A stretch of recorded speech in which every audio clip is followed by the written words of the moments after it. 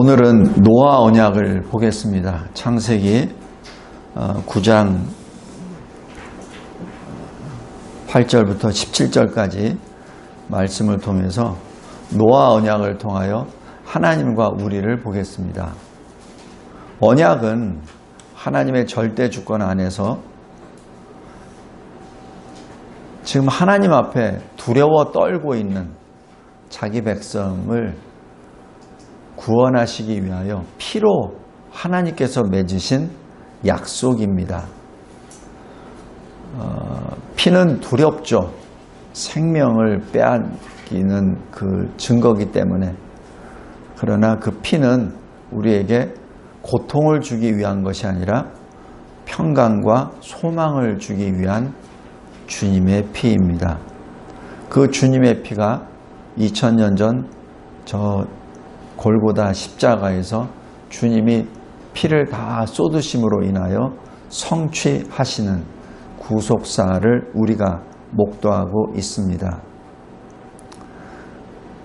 이 언약의 종점은 구원의 완성이죠. 바로 하나님 나라의 완성입니다.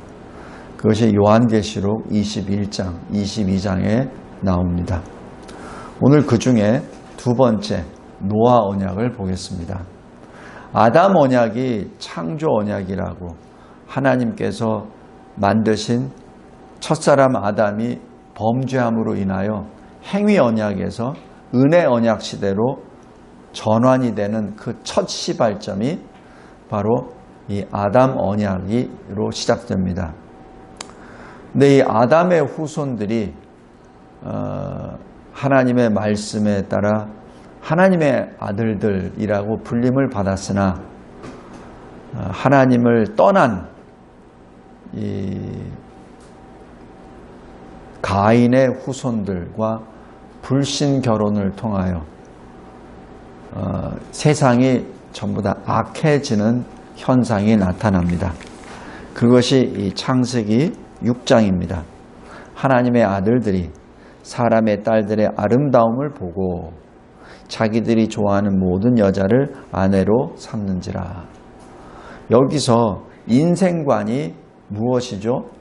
자기 중심입니다.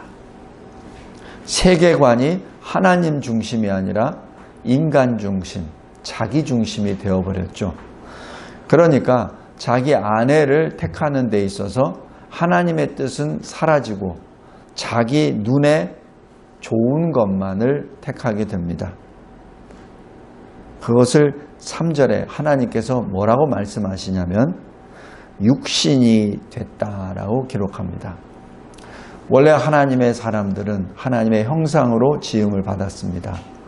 그래서 비록 타락한 아담의 후손들이지만 이 창세기 5장 1절에 보면 아담의 계보를 시작할 때 하나님이 사람을 창조하실 때 하나님의 모양대로 지으시고 그 다음에 3절에 아담이 셋을 낳을 때 뭐라고 표현하냐면 자기의 모양, 자기의 형상과 같은 아들을 낳아 이렇게 기록합니다. 이 말씀 자체가 가인과 구별되는 아들이라는 것을 의미하죠. 다시 얘기해서 하나님을 경외하는 아들들이 낳았다는 것을 의미합니다.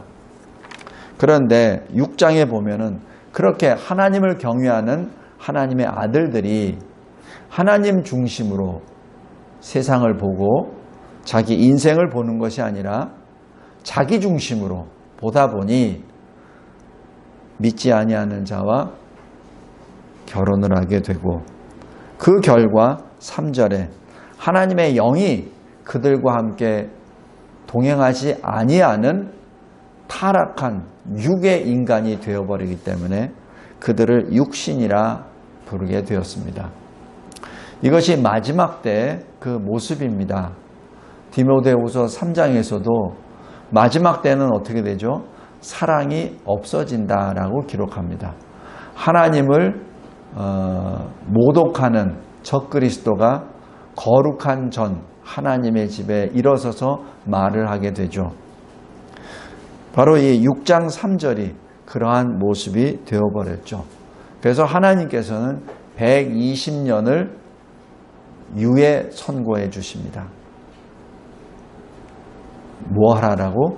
회개하라고. 그러나 이 세상 사람들은 회개하지 않죠. 그래서 이 120년이 은혜를 받은 8절 노아에게는 하나님이 명령하시는 구원의 방주를 짓는 그 기간이 되고, 나머지 사람들에게는 심판의 길로 계속해서 걸어가는 모습이 됩니다. 오늘 여기 노아 언약을 쭉 보면은 먼저 하나님의 백성들이 하나님이 맺어주신 아담 언약을 지키지 않습니다. 그러기에 하나님이 지키십니다. 왜냐하면 더 이상 악인들이 너무 많기 때문에 하나님의 뜻이 전혀 이루어지지 않아요. 그래서 쓸어버린다라고 그렇게 기록합니다. 그것이 6장 7절입니다. 지미면에서 쓸어버리겠다.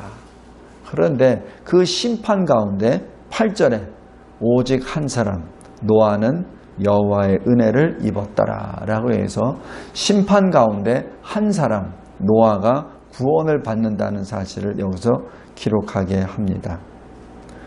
우리도 신앙생활하면서 주님 왜 저를 구원해 주셨습니까? 라는 질문을 저는 종종 많이 했어요. 왜 저죠? 이것이 하나님의 은혜입니다. 신학적으로 불가항력적 은혜라고 합니다. 우리는 거기에 대해서 뭐라고 얘기할 건 아무것도 없어요. 하나님이 그렇게 택하셨으니까. 그것이 은혜입니다. 우리가 받고 싶어서 받은 것도 아니고 우리가 거부할 수 있는 것도 아닙니다. 그래서 불가항력적 은혜라고 그렇게 기록합니다. 그래서 노아가 하나님의 은혜를 입었다라고 6장 8절에 기록하면서 노아 방주가 생겨난 그 원인이 바로 하나님께 있다는 것을 여기서 선언합니다. 여기 프린트물 잠깐 보세요. 노아 언약은 그러한 하나님의 백성이 하나님의 말씀을 저버렸을 때 신실하신 하나님이 오셔서 계시하신 것이 노아의 언약입니다. 죄인이 깨뜨려버린 창조 질서, 죄인이 깨뜨려버린 인생관, 죄인이 깨뜨려버린 세계관, 하나님 중심의 세계관, 하나님의 영광을 나타내는 인생이 이제는 하나님이 직접 개입하셔서 그것을 보존하십니다. 어떻게 보존하십니까? 방주를 짓고 하나님의 택한 생물들이 다 들어오고 방주문을 닫고 나머지는 다 쓸어버리고 그리고 그 방주 안에 있는 생명체를 통해서 하나님의 창조 세계를 보존하시게 되는 것이죠. 이때 구원받은 노아의 신분이 변화가 됩니다. 창세기 1장 28절에 있는 생육, 번성, 그리고 충만, 그리고 정복, 다스림의 왕권이 이제는 잡아먹는 사냥꾼으로 신분이 변화가 되어버리죠. 하나님이 구원은 해주셨으나 그 타락한 그 본성을 완전히 씻어내지 않으셨다는 것을 의미합니다. 왜냐하면 그 완전히 새 사람이 되기 위해서는 딱 한 방법이에요. 완전한 사람의 피가 있어야 되는데, 생명이 있어야 되는데 완전한 사람의 생명이 그 당시에는 없기 때문에 그렇습니다. 그래서 주 예수 그리스도께서 오신 거예요. 노아 홍수 심판을 통해서 다 쓸어버렸습니다. 그런데도 다시 죄인이 또 넘치고 넘치죠. 이유, 죄의 문제는 다르게 방법이 없어요. 완전한 사람의 생명, 그 피로 씻어야만 되기 때문에. 그러나 생육법칙에 의해서 태어난 어느 인간도 완전한 사람은 존재하지 않기 때문에, 그래서 하나님이신 주 예수 그리스도께서 이 세상에 오신 것입니다. 이 모든 것을 하나님이 행하시죠. 하나님이 말씀하시고 하나님이 행하시고 하나님이 성취하십니다.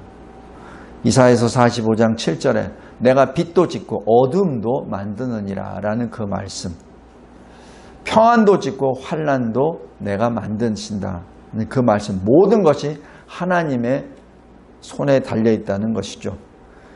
예레미야 33장 2절에도 이를 행하시는 여호와, 그리고 그것을 만들며 성취하시는 여호와를 의미합니다. 두 번째, 노아 언약은 심판 가운데 구원을 계시하십니다. 심판은 공의의 심판이죠. 구원은 은혜의 구원입니다. 노아가 무엇을 잘해서 구원받는 것이 아니라 하나님의 은혜를 받았기 때문에 구원을 받은 것이죠. 심판 가운데, 심판 현장 가운데 노아가 은혜를 받아 구원을 받게 됩니다. 이 구원은 홍수 이전에 이미 결정되었죠. 그것이 6장 8절입니다. 노아는 여호와께 은혜를 입었더라 라는 그 말씀입니다. 에베소서 2장에 기록되어 있는 것처럼 우리도 마찬가지 허물과 죄로 죽었었던 하나님의 본질상 진노의 자녀들이었죠.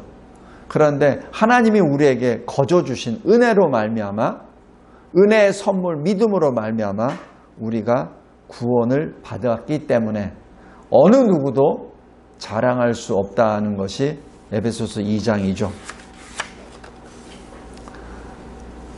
근데 여기서 노아의 행적을 잘 유념해 보면서 우리가 어떻게 살아야 되는지 다시 한번 우리 자신의 삶을 돌이켜보기를 바랍니다.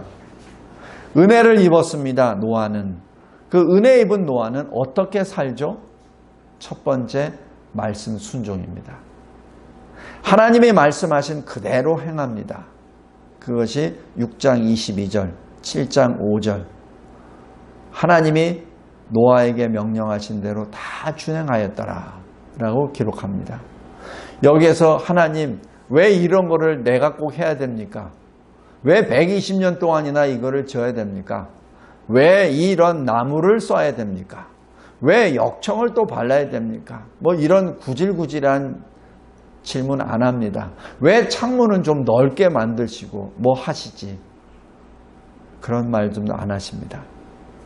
그냥 하라는 대로 그대로 순종합니다. 왜? 하나님의 말씀이 진리이기 때문에. 우리는 온전히 이해할 수 없습니다. 하나님의 말씀을.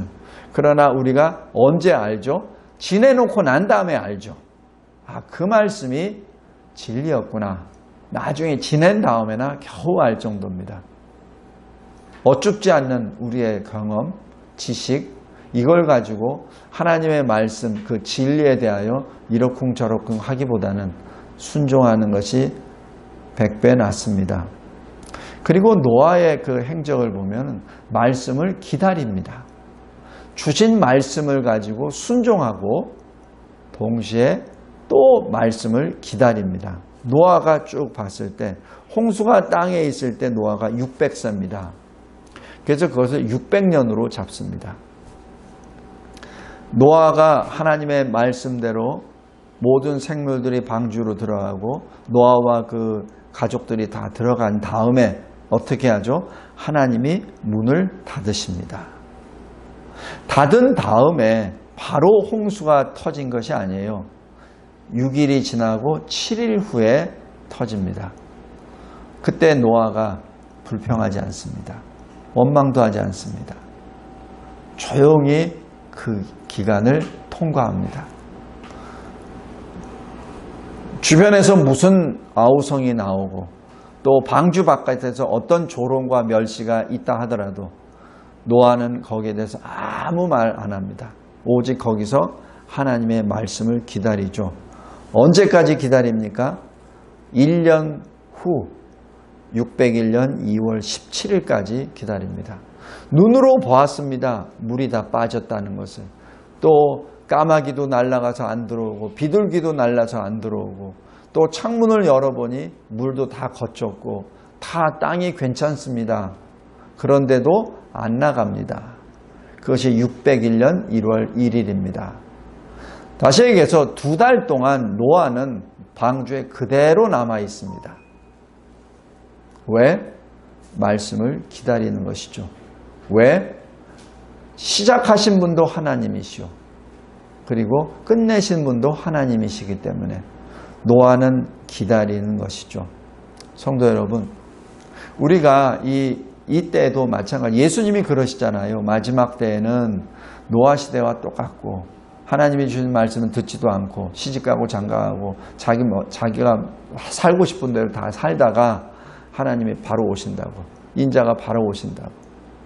지금 똑같습니다. 지금 현재 우리도 마찬가지입니다. 우리는 노아와 같은 사람이죠. 왜냐하면 하나님의 말씀을 받았기 때문에. 우리 보고 방주를 지으라는 말씀은 안 하셨습니다. 그러나 교회를 세우라는 말씀을 하시죠. 어떻게 세우죠?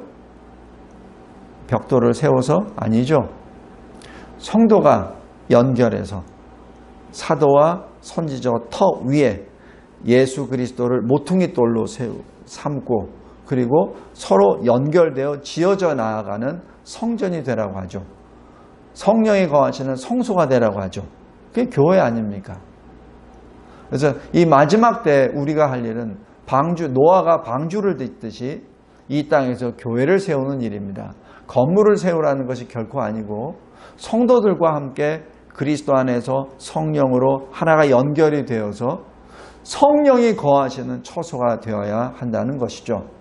성령이 거하는 처소의 첫 번째 징표가 뭡니까? 말씀 선포죠. 두 번째 선포가 뭐죠? 표징이 바로 기도입니다. 그래서 주님이 말씀하시잖아요. 내 집은 만민이 기도하는 집이라 라는 그 말씀입니다. 그 말씀과 기도가 온전히 진행되는 그곳이 영과 진리로 예배드리는 하나님의 아버지께서 찾고 계시는 성전이 되는 것이죠. 성도 여러분, 사실 오늘 이 노아 언약에서 주는 결론이기도 합니다. 우리가 이 마지막 때 어떻게 살아야 됩니까? 말씀 순종과 말씀을 기다림으로 삽니다. 내 생각과 내 계획으로 사는 것이 아니라 주님이 주시는 그 말씀에 따라 한 걸음 한 걸음 걸어갑니다. 우리 광야 40년을 출애굽 이후에 이스라엘 백성들이 한 게 뭐죠? 40년 동안 뭘 배웠습니까? 말씀, 순종과 기다림입니다. 구름 기둥이 일어서면은 텐트를 접고 구름 기둥이 가면은 이동하고 다시 구름 기둥이 서면 다시 텐트 치고 그게 뭐죠? 말씀, 순종과 그리고 기다림 아닙니까? 왜? 나의 모든 시작과 끝은 하나님입니다. 나의 알파와 오메가도 하나님이십니다. 하나님, 내가 여기 있사오니 나를 인도하여 주옵소서. 나를 이끌어 주시옵소서라는 그 신앙 고백이요. 그리고 실천입니다. 셋째로, 이 노아 언약에서 나타나는 것이 무지개입니다. 이 무지개는 구름 속에 있다라고 말씀하고 영원토록 있을 것이다라는 언약의 증거라고 말씀하십니다. 이러면서 이 뜻이 무엇이죠? 노아 언약을 잊지 마. 노아 언약을 잊지 말라는 얘기는 뭐죠? 노아 심판을 잊지 말라는 얘기죠. 그러면서 말씀하십니다. 다시는 물이 멸하는 홍수가 되지 아니할 것이다. 그죠? 이게 무엇을 말하죠? 다시는 물 심판은 없으되 다른 심판이 있다는 얘기죠. 물로 심판이 안 있다는 얘기는 다른 심판이 있다는 얘기입니다. 그것이 이 베드로후서 3장에 보면은 불로 심판하십니다. 주의 날이 도둑같이 오리니 그날에 하늘이 불에 타서 풀어지고 물질이 뜨거운 불에 녹아지려니와 그리고 하나님의 약속대로 새하늘과 새 땅을 바라보도다. 베드로 사도도 새하늘과 새 땅을 본 사람입니다. 새하늘과 새 땅을 기록한 사람이 이사야 선지자가 있고, 그리고 또 사도 바울이 있고, 또 사도 요한이 있죠. 그리고 베드로 사도도 그것을 봤습니다. 단지 베드로 사도가 이 글을 많이 남기지 않았죠. 그것은 하나님의 또 지시죠. 성도 여러분, 무지개는 그냥 우리 보고, 무지개 보고 좀 편히 쉬고 또 하나님의 언약을 생각하고 그런 차원이 아니라 이제 다가올 불심판, 마지막 주님의 날에 올 그 불심판을 예비하라라는 그 뜻입니다. 그래서 마가복음 1장, 마태복음 4장에 보면은 하나님 나라가 가까워왔으니 뭐라고요? 회개하라고. 주님이 하신 말씀입니다. 바로 이 연장선입니다. 그 무지개 언약이 그냥 내가 이게 살아났으니까 하나님 감사합니다. 그 차원이 아니에요. 다시 올 심판을 예비하라 라는 뜻이죠. 마태복음 25장에 있는 미련한 처녀 5명, 슬기 있는 5처녀, 우리가 잘 알잖아요. 그래서 슬기 있는 5처녀처럼 깨어있으라. 그날과 그때는 알지 못하나 준비하라 라는 그 말씀입니다. 무지개는 우리가 보기에 좋다, 내가 구원을 받으니 할렐루야, 그것이 끝이 아닙니다. 그것은 절반이요, 나머지 절반은 대비하라는 뜻입니다. 말씀을 맺겠습니다. 이 노아 언약을 통해서 우리는 동일한 시간과 동일한 공간 속에 심판과 구원이 이루어진다는 것을 우리가 보았습니다.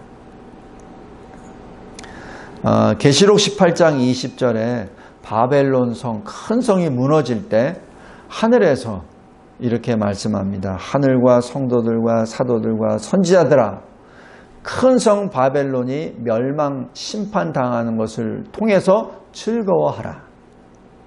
하나님이 너희를 위하여 그 큰 성 바벨론에게 심판을 행하셨음이니라. 이것이 심판과 구원의 동시성입니다. 우리는 바로 구원에 속한 자들임을 늘 찬송합니다. 그래서 우리가 하나님께 찬송하고 하나님께 감사하고 하나님께 예배드리는 것은 구원 받기 위한 것이 아니라 구원을 받았기 때문에 드리는 것이죠. 그래서 우리의 찬송은 영원한 겁니다. 만약에 구원 받기 위한 찬송이라면, 구원 받기 위한 예배라면 사실 불안하겠죠. 어떻게 될지 모르니까. 어떻게 될지 모르는데 무슨 찬송이 나오고 무슨 기쁨이 나오고 무슨 감사가 나옵니까? 그러나 성경 전체가 말하는 것은 감사하라, 기뻐하라, 항상 기도하라, 그 말씀 아닙니까? 왜냐하면 우리가 하나님의 은혜를 입었기 때문에 그렇습니다. 노아도 두려워했을 거예요. 방주 안에서. 또 120년 동안 방주를 지으면서도 두려움 속에 아마 지었을 겁니다. 그럼에도 불구하고 노아의 마음에는 기쁨이 항상 넘쳤죠. 우리 히브리서 11장 잠깐 보시기 바랍니다.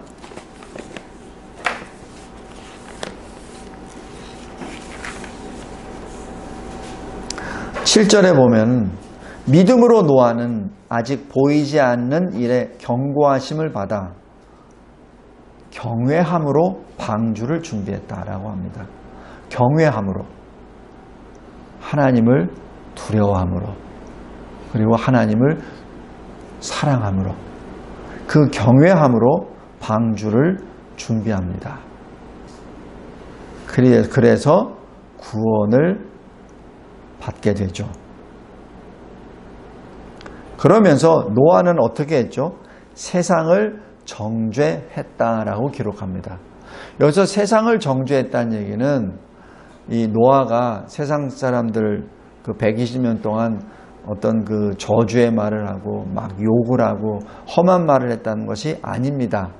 그것이 아니고 여기 베드로전서 3장 15절 보십시오.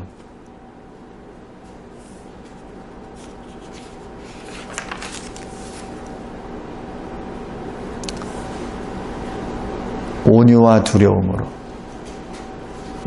두려움으로 하나님의 말씀을 선포한 것이죠.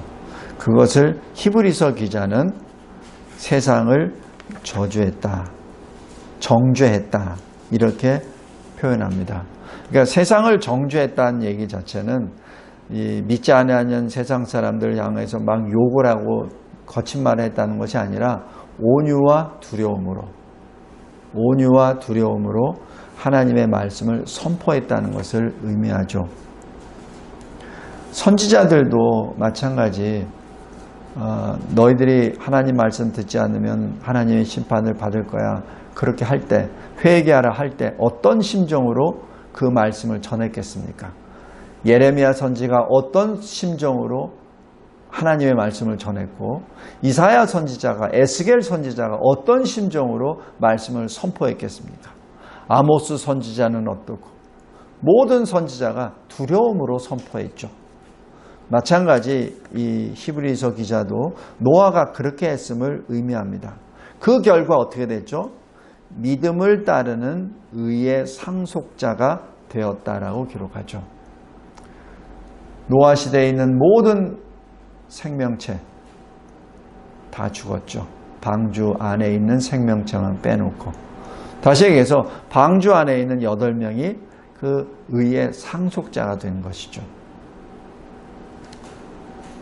의, 바로 아담 언약, 여인의 후손, 그리스도의 상속자. 그 상속자가 노아가 되었다는 것을 의미합니다.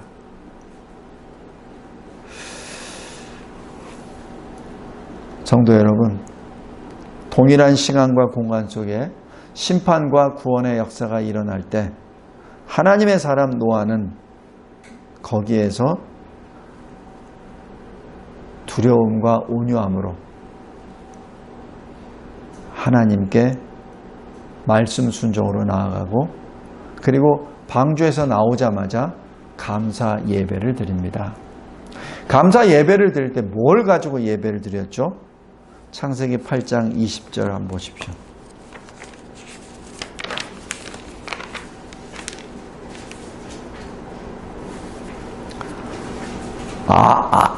어떤 그 아무 짐승이나 제단에 올려놓은 거 아니에요. 정결한 짐승, 정결한 새 중에서 제물을 취했다라고 기록합니다.